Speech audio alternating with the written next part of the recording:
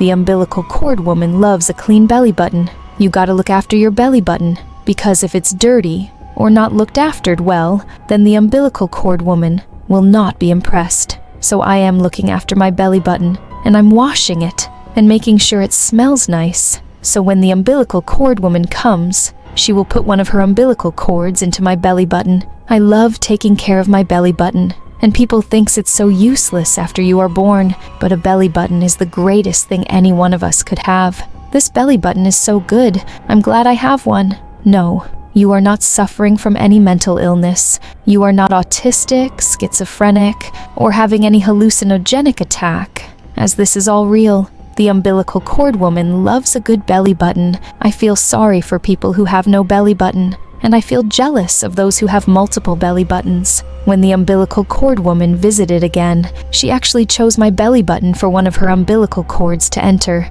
This other guy with 3 belly buttons had 3 of her umbilical cords enter his belly buttons. He is so lucky. I mean, to look after 1 belly button is hard enough, and to look after 3 belly button is something else. I mean, I would struggle, and the belly button is so hard to keep clean. As the umbilical cord woman had one of her umbilical cords in my belly button, I said to myself, I am not autistic, schizophrenic, depressive, or hallucinogenic.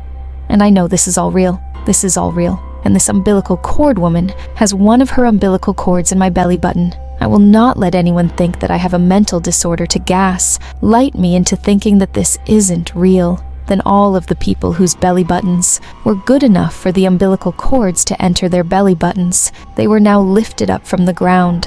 I knew that this was all real, and that I wasn't having some sort of mental health crisis. What I was seeing was all real, and nobody could alter my perception of it all by telling me I had a mental health crisis. The umbilical cord woman had accepted out belly buttons, and she had lifted us all up from the ground by the use of her umbilical cords being inside our belly buttons.